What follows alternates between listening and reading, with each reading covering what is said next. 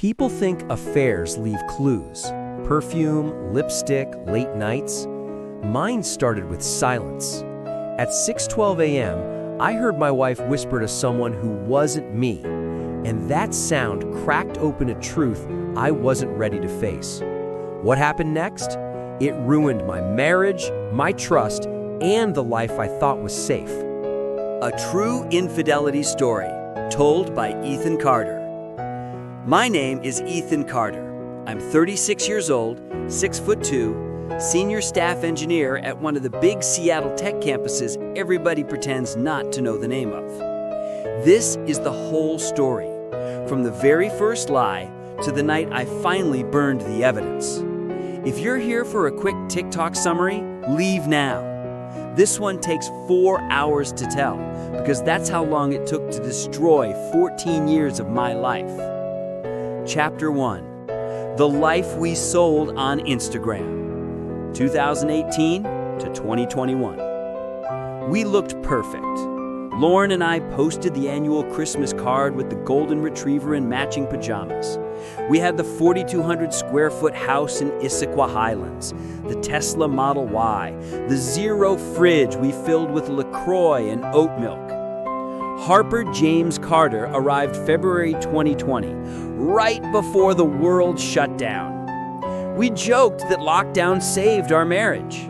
No more late nights at the office, no more separate happy hours. We were wrong. Lockdown just gave the cracks better lighting. Sex slowed down after Harper. That happens.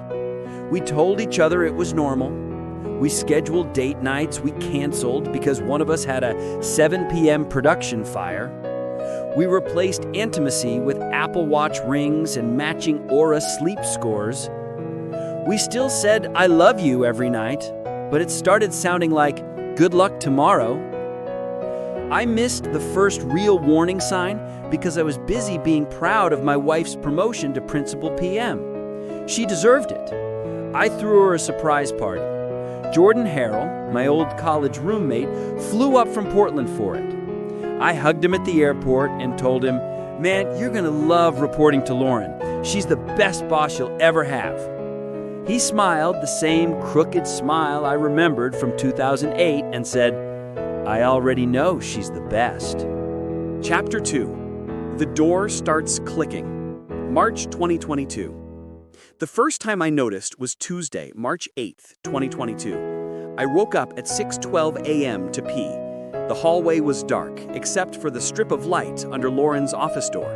I heard her laugh, that low, flirty laugh she used to give me in college when she was trying to get me to skip class. Then a man's voice, muffled, saying, "You're killing me, Lolo." Only I was allowed to call her Lolo. I stood frozen in pajama pants, heart hammering so loud I was sure they could hear it through the door. At 6:29, the light clicked off.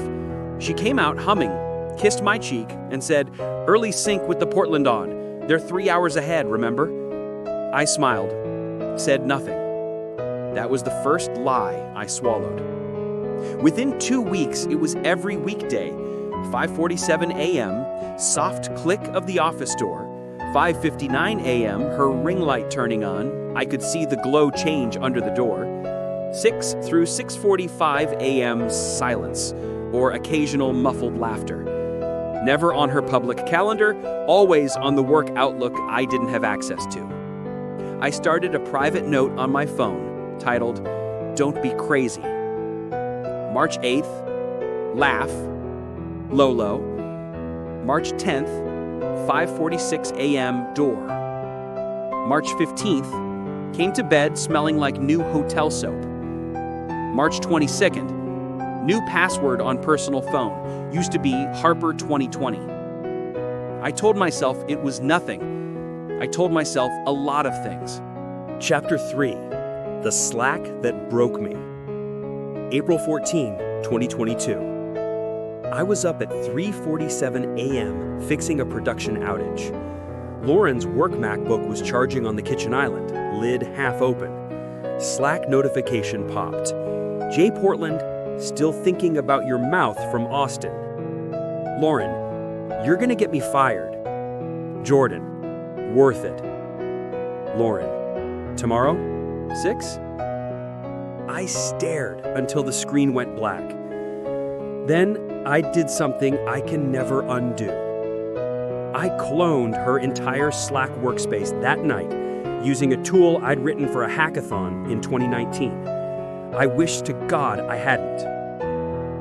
The messages went back to January. It started professional. Jordan, thanks for the warm welcome, boss lady. Lauren, don't call me boss in public. You'll get us HR'd. Jordan, yes ma'am. By February, Jordan, had a dream about you last night. Very NSFW. Lauren, tell me everything. Jordan, your desk, 0 clothes, you begging. By March, they were sending photos on Signal set to delete after 24 hours. By April, they had pet names. He called her Lolo, she called him Jay. I printed the worst 400 messages on the home laser printer at 4:12 a.m., hands shaking so badly the paper jammed twice. I put them in a manila folder labeled Taxes 2021 and locked it in the safe. Chapter 4. The 3 times they actually fucked. Yes, I'm using that word. It's the only one that fits. 1. Austin, February 17 to 20, 2022. She told me it was a Women in Tech offsite at the Four Seasons. Hotel logs showed a second keycard issued to Jay Hale for room 2418, her room. 2. Portland, March 25 to 27, 2022. She told me she was visiting her sister. Her sister called me Saturday morning asking why Lauren wasn't answering texts. Lauren was actually at the Nines Hotel, room 1804, with Jordan. I have the Amex receipt for the $187 bottle of Veuve they ordered to the room. 3. Our house, Saturday, April 9, 2022. I took Harper to Home Depot to pick out tulips for the backyard. Ring camera shows Jordan's white Tesla Model 3 pulling into our driveway at 10:17 a.m. He left at 1:43 p.m. Lauren showered twice that afternoon and changed the sheets before I got home. I watched him kiss her against our front door on 4K video until I memorized the way his hand slid under her sweater. Chapter 5. The Rooftop.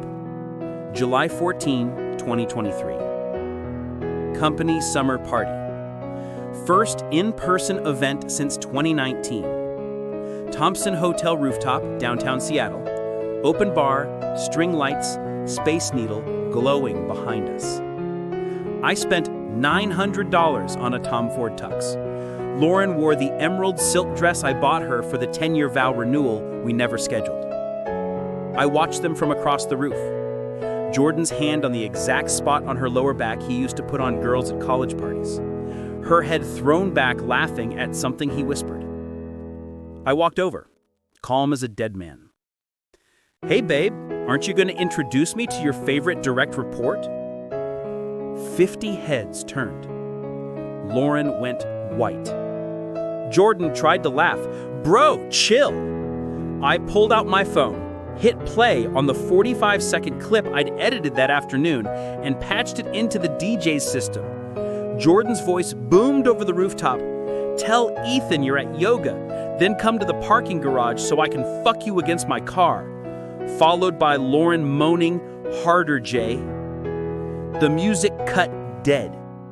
VP dropped his whiskey glass. Lauren ran to the bathroom and threw up in a potted fiddly fig. I walked to the elevator, got in my car, and drove home to sleep in Harper's toddler bed because it still smelled of innocence. Chapter 6. The Parking Lot Fight. August 3, 2023, 2:14 a.m. I couldn't sleep. I drove to Jordan's new apartment in Capitol Hill. He was sitting on the curb smoking a joint in the rain when I pulled up. He stood up when he saw me. Ethan. I didn't say a word. I punched him so hard his head snapped back and blood sprayed across the wet concrete. He swung back, caught my cheekbone. We fought like animals until his neighbors called the cops. I had his blood on my knuckles and his tears on my shirt when the officers pulled us apart. He cried, actually cried, and said, "I'm sorry, man. I fucking love her." I laughed until I couldn't breathe. They let me go with a warning. Jordan moved to Austin 3 weeks later. Chapter 7. Divorce. August 2023, February 2025. $187,000 in legal fees. 37-page forensic report from her phone. Lauren tried to claim half the RSUs were marital property earned during affair. Judge wasn't impressed. I got primary custody. She gets every other weekend and Wednesday dinners. Harper calls her new apartment Mommy's Hotel. Chapter 8. Tonight. November 25, 2025, 3:47 a.m. Harper is asleep down the hall. Kepler, our golden, died last month. The house is too quiet. I just carried the manila folder, the one with the 400 printed pages, to the backyard fire pit. I poured lighter fluid over 14 months of my life and watched it burn. The flames were orange and blue and beautiful. For the first time in 3 years, I didn't hear that office door click. My name is Ethan Carter. This is the entire story. If you take one thing from it, let it be this. The most dangerous affairs don't leave lipstick on collars. They leave silence at 6 a.m. while you're still asleep 10 feet away.